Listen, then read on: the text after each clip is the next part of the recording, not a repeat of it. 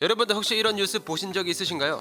출산율은 0.84명으로 역대 최저 수준을 또 한 번 경신했습니다. 아니 뭐 낮아봤자 얼마나 낮다고 그래? 뭐 이런 생각을 하시는 분들도 있으실 텐데 이 영상에서도 보셨듯이 대한민국의 출산율은 2020년 기준 단 0.84입니다. 그러니까 가임기 여성 한 명당 0.84명을 낳고 있다. 즉 한 명이 채 안 된다 라는 소리죠. 이 출산율이 뭐 OECD 국가 중 꼴찌다 이런 수준을 넘어서 그냥 전 세계 꼴찌인데요. 198개국 중에서 198등이란 소린 거야. 게다가 이 출산율은 2019년에도 전 세계 꼴찌를 기록했었죠. 무려 2년 연속 출산율 최저를 기록한 나라가 바로 대한민국입니다. 뭐 이런 수치를 봐도 알 수 있지만 당장의 초등학교만 봐도 저희가 다닐 때보다 학생 수가 확실히 적잖아요. 이제는 뭐 몇 년 차이가 안 나도 확 줄어드는 것 같아. 뭐 아무튼 그런데 여기서 더 심각한 문제가 있는데 이게 0.84라는 출산율이 뭐 전쟁이나 그런 외부적인 요인에 의해서 감소한 것이 아니라 자연 감소라는 겁니다. 뭐 이유가 전쟁이라면 전쟁이 끝나고 회복되겠지 라고 생각할 수라도 있는데 이건 앞으로 다시 올라가는 것보다 더 줄어들 가능성이 더 높다라는 거죠. 심지어 이런 소리까지 나오고 있는데요. 한국이 세계 최초의 멸종 국가가 될 수 있다. 자 그럼 오늘의 1급 대한민국 출산율의 역사, 사람들이 결혼과 출산을 하지 않는 이유 현 지금 시작합니다. 앞서 언급드린 것처럼 대한민국의 출산율 그리고 결혼율은 진짜 재앙이라고 부를 정도로 곤두박질 치고 있는데요. 그래도 뭐 이 출산율 문제가 옛날부터 언급되어 온 것에 비하면 인구는 계속해서 증가하고 있었죠. 2017년에는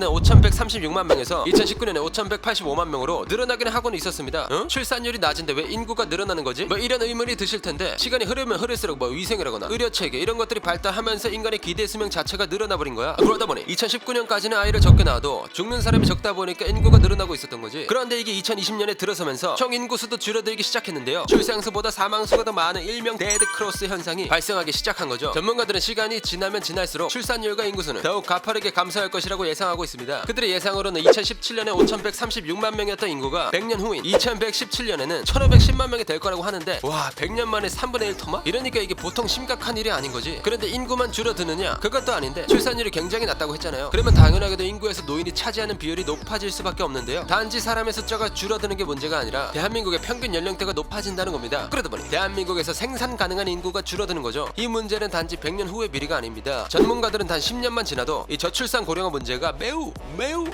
심각해질 것이라고 하는데요. 2030년이면 한국에 급격한 인구 절벽이 발생할 것이라고 예고하고 있죠. 그러니까 일도 하고 소비도 하고 투자도 하고 하는 사람의 수 자체가 엄청 줄어든다는 거지. 그러면 2030년에는 이게 얼만큼 줄어드느냐? 2030년부터는 25세에서 59세 인구가 2,500만 명 이하로 줄어들 것으로 예상되고 있습니다. 벌거나 쓸 수 있는 사람이 전체 인구의 절반 이하가 된다는 거야. 아니 근데 이 사람이 줄어드는 게 진짜 문제인 거야? 줄어드는 게 오히려 좋지 않아? 막 1960년대만 하더라도 애를 낳지 마라 막 이랬잖아. 덮어놓고 낳다 보면 거짓거를 못 면한다. 딸아들 구별 말고 둘만 낳아 잘 기르자. 뭐 이런 표현들 보신 적 있으시죠? 지금과는 다르게 이 당시에는 산하 제한 정책이라고 해서 인구수를 줄이기 위한 노력을 했었는데 실제로 출산율을 줄이기 위한 노력을 했었던 거야. 당시에는 세자녀 갖기 운동이라는 것도 했는데요. 잠깐만, 세자녀 갖기 운동? 아이 줄이는 정책이라며? 그게 당시 출산율이 6.16명이었습니다. 당시 세자녀 운동이면 원래 낳던 거에 절반만 낳아라 뭐 이런 거였던 거지. 실제로 이런 운동들로 인해 1960년대 후반 출산율은 4명대로 줄어들었습니다. 그 뒤로도 이 산하 제한 정책은 1996년까지 계속되었는데요. 그래 봐봐, 인구는 점점 줄어들어야 되는 거 맞잖아. 벌써 사람의 노동력을 대체할 수 있는 기계들이 얼마나 많은데 당연히 앞으로 더 많아질 거고, 그러면 당연히 사람의 수가 줄어야 좋은 거 아니겠어? 그렇게 보면 그렇다고 볼 수 있는데 문제는 대한민국만 유독 빠르게 저출산과 고령화가 진행된다는 겁니다. 이 문제는 한국이 유독 출산율이 낮다는 것에 문제가 있는 건데요. OECD 국가만 놓고 봤을 때 2018년에 출산율 뒤에서 두 번째인 스페인이 1.26명으로 꼴찌와 꽤 많은 차이를 보였습니다. 꼴찌는 당연히 대한민국이었죠. 당시 출산율이 무려 0.98명, 그리고 평균이 1.61명으로 한국과는 무려 0.63명이나 차이가 났습니다. 이것만 봐도 한국이 다른 나라들과 비교했을 때 얼만큼 출산율이 낮은지 알 수 있죠. 그리고 이 인구 감소의 문제는 자연스럽게 군대 문제로 갈 수밖에 없는데요. 아무래도 징병제 분단 국가이기도 하니까 2025년 예상 병력이 29만 명. 이 수치는 한국군을 유지하기 위한 병력을 진짜 털끝만큼 넘는 그런 숫자입니다. 그러니까 2025년 현역으로 가야 되는 남자의 수가 딱 29만 명이라는 거지. 그렇다는 얘기는 이후 시간이 지나면 지날수록 군 유지에 필요한 인구 자체를 달성하지 못한다는 얘기가 되고, 정작 군대를 갈 수 없는, 그리고 가면 안 되는 사람들까지 군대를 가야만 하는 상황으로 이어질 수밖에 없습니다. 그래 이게 문제인 건 알겠어. 근데 이게 원인이 뭔지를 알아야 고치든 말든 할 거 아니야. 네, 그래서 사람들한테 설문조사를 하나 해봅니다. 왜 결혼을 하지 않느냐? 뭐 이런 질문이었던 거지. 이에 대한 답변으로 남자는 현실적으로 결혼 조건을 맞추기 어려워서가 1위였고 여자는 혼자 사는 게 더 행복할 거라고 생각해서가 1위였습니다. 결국은 남자와 여자 모두 결혼을 하고 현실적으로 사용 걱정될 돈이든 시간이든 그런 비용이 만족스럽지 못하다는 이야기죠. 그럼 왜 이게 지금 와서 이런 문제가 생기는 걸까요? 옛날의 결혼은 보통 남자가 외벌이를 하는 경우가 많았잖아요. 아내는 보통 집안 살림을 하고 그때는 당연하게 여성의 사회 진출이 어렵다 보니 이런 형태가 만들어졌는데 옛날에는 뭐 여자는 학교도 안 보내고 했으니까 그래서 이런 문제들을 제도적으로 해결하기 위해 노력을 가하기 시작했죠. 그러다 보니 이제 여성들도 학교에 진학하고 사회에 진출하면서 경제 활동을 하게 됩니다. 그런데 이제 서로 직장을 다니는 상태에서 결혼을 하다 보니 가사를 전담하는 사람이 없어지고 두 사람 모두 가사를 나눠서 해야 하잖아요. 결국 경제 활동과 가사를 모두 이행하기엔 두 사람 모두 사용할 에너지가 남아있지 않는 겁니다. 그렇게 서로 스트레스가 쌓여가면서 부부 사이에도 문제가 발생하는 거죠. 이는 당연히 아이를 갖지 않은 걸로 이어지게 되는 겁니다. 아니 그러면 둘 중 한 명이 회사 그만두면 되는 거 아니야? 이렇게 생각하실 수도 있지만 현실적으로 대한민국에서 살아가는데 맞벌이를 하지 않을 수 없는 게 현실인데요. 실제로 현재 대한민국의 가구 중 맞벌이 가구의 비율이 50%로 진입하고 있죠. 거기다 애까지 있으면 더더욱이 회사를 그만둘 수가 없는데 아무래도 대한민국에서 외벌이로 아이를 키운다는 게 경제적으로 많은 어려움이 있는 건 사실입니다. OECD 역시 한국 저출산의 가장 큰 요인으로 일과 가정 양립의 어려움을 꼽았죠. 얘네도 우리나라 사람들이 일에 미쳐있다 뭐 이런 걸 알고 있다는 거야. 우리나라에서 애 키우기 진짜 힘드네. 아니 근데 이 지경까지 되는 동안에 나라는 뭐 했어? 뭐라도 하긴 했지. 네 뭐 하기는 했습니다. 근데 진짜 하기만 한 게 문제죠. 이 출산율을 늘리기 위해 엄청난 예산을 가져다 썼는데요. 2006년부터 2020년까지 무려 225조. 그런데 이 예산 중에 실제로 저출산을 해결하기 위해 들인 예산이 50%에 불과합니다. 이것도 문제 제기를 하니까 50%로 늘린 거지 원래는 30%였죠. 아니 근데 나라 예산인데 마음대로 막 해도 돼? 그게 조금이라도 저출산과 연관 지을 수 있다 그러면 다 이 예산으로 가져다 썼다는 거야. 이러니까 출산율이 올라갈 수 있겠냐고. 그리고 출산율을 올리기 위한 여러 정책들도 만들었는데요. 아까 여성의 사회적인 문제로 인해 출산율에도 영향이 있었다고 했잖아요. 여자들이 취직이 잘 안 돼? 그러면 취직 도와주고 여자들이 승진이 잘 안 돼? 그러면 할당제 도입해서 강제로라도 승진시켜 뭐 이런 생각을 했던 거지. 그러다 보니 대한민국에서는 이러한 문제들을 해결하기 위해 여성 우대 정책들을 많이 만들어내게 되는데요. 정부의 주도로 여성 할당제, 여성 취업 지원센터 등의 여성 고용률 증진 위주의 정책을 집중적으로 진행했습니다. 실제로 여성들의 이전과 다르게 양질의 일자리를 보다 쉽게 얻을 수는 있게 되었죠. 그런데 이런 영향은 출산율을 늘리는데 아무런 도움을 주지 못했는데요. 근데 여자가 취직도 잘 되고 승진도 하고 하는데 뭐가 문제인데 여성들이 사회적으로 지위가 높아지다 보니 결혼의 필요성을 느끼지 못하게 된 겁니다. 게다가 정책으로 인해 여성들의 지위가 올라가다 보니 당연히 남성들의 사회적 경제적 능력이 떨어지게 되잖아요. 그러다 보니 결혼이 줄어들게 되었고 당연히 출산도 줄어들게 된 거죠. 그리고 여성의 지위는 올라갔지만 결혼에 있어서 남성들에게 요구하는 것은 바뀌지 않는 것도 문제인데요. 한국의 결혼 문화는 남성이 큰 금액을 부담하도록 하잖아요. 이게 남성들이 결혼을 망설이는 이유 중 하나입니다. 실제로 남자들은 수입이 높으면 높을수록 혼인율이 높아지는데 이에 반해 여자들은 평균이 여자보다 돈을 거의 벌지 못하는 여자들의 혼인율이 더 높은 상황이죠. 즉 한국의 현실상 남성이 경제적으로 준비가 되지 않으면 결혼을 하지 못한다는 겁니다. 게다가 남성들은 징병제로 인연을 버리고 사회 진출도 그만큼 늦어지다 보니 결혼 연령도 늦어질 수밖에 없죠. 결국 이러한 문제는 당연하게도 남녀 갈등으로 번질 수밖에 없는데요. 게다가 한국 정부가 페미니즘에 호의적으로 대응하면서부터 이 문제가 가속화되었다고 볼 수 있습니다. 극단적인 페미니즘, 자국 이성 혐오가 영향력을 가지기 시작하면서 미혼 비출산을 부추기기 시작한 거죠. 사회적으로 이러한 분위기가 있다 보니 남성들이 결혼을 기피하는 경향도 늘어나고 있습니다. 결과적으로 정부의 정책들은 결혼율과 출산율을 높이는 데에는 아무런 도움이 되지 못했다 뭐 이런 소리인 거지. 오히려 안 좋은 영향을 끼쳤던 거야. 심지어 어느 정도냐면요. 한국 남자의 현실을 담은 이런 드라마까지 제작되었는데요. 궁금하신 분들은 이 드라마 한번 보시면 좋을 것 같습니다. 자 그럼 더 이상 남녀 갈등이 사라지고 평화로운 대한민국이 되기를 바라며 오늘의 1급 비밀 마치도록 하겠습니다. 그럼 다음에 또 다른 진실만을 담은 소리 1급 비밀 파일 들고 찾아오도록 하겠습니다. 감사합니다.